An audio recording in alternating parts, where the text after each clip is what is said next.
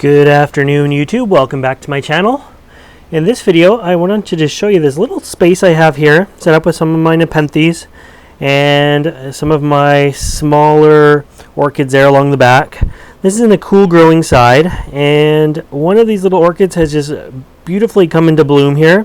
So I just wanted to show you the orchid, and I just wanted to show you it from a distance first because I wanted to show you its grow space.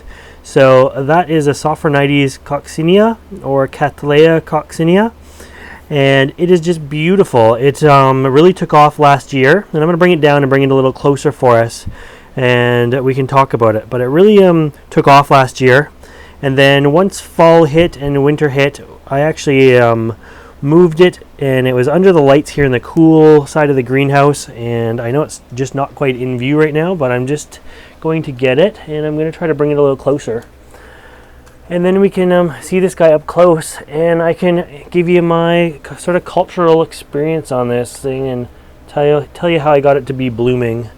See if that's going to work for us. Yeah, that will work pretty well. I'll move the tripod over a little bit so we're in the center, and yeah, I think that will work quite well actually. There we go. So there it is. It is an amazing little plant. It's funny because on camera, looking at it, it looks so much oranger than in real life. In real life, it is a deep, deep red color. Just a beautiful little miniature orchid here. And this is the first time I've had it blooming. I've had it for a couple years, and it really just sort of took off this year. So basically what I did for this little one to get blooming is stayed on the cold side of the greenhouse all year. And I gave it tons of fertilizer in the summertime.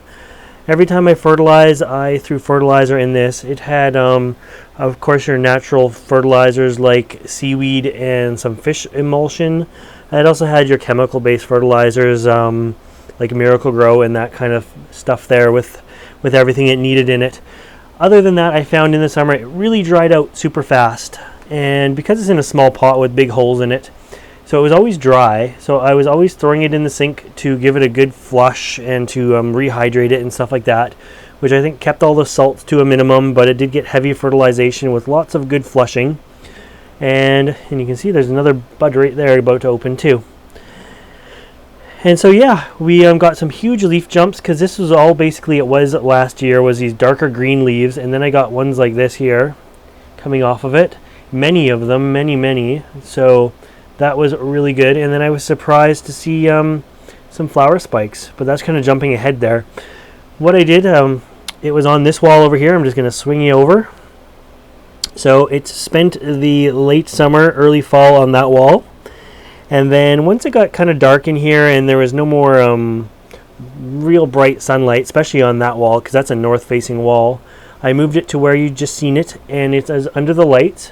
So it's got cool, bright conditions, and I haven't been fertilizing it as much. It's just been some heavy misting and watering. It's right by the nepenthes, so they get some sort of water or misting every day. And yeah, it's just really taken off. I'm looking forward to what it's going to look like, come next year. But what else can I tell you? This side of the greenhouse, very cool, very humid. Funny how the focus works on it. It doesn't want to pick up the red. I'm going to leave it right there.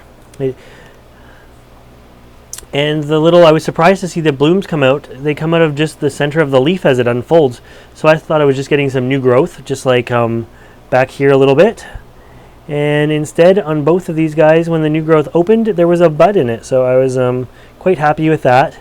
Now these guys, I am told, because this is the first time blooming this one for me, I am told that the bud or the blooms last about 6 weeks, so that's nice. Hopefully they'll both be out in bloom together. This one's catching up quite quickly, but it took a few extra days for this one to really get its red coloration to it. But yeah, amazing little miniature orchid. It is just so red and beautiful. And this is just the regular Sophronitis Coccinea. Here's the tag. Name may have changed just back to Cattleya. Can't keep up with that. But there's a good shot of everything. I repotted it, the tag says, back in January, February, March 2015. And I will probably repot it again this March. after it's all done blooming, and just give it another fresh batch of fertilizer and that sort of thing for the summertime.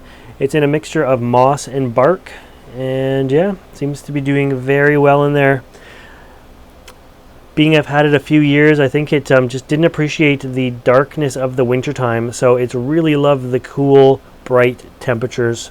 So something that's a little bit hard to achieve sometimes.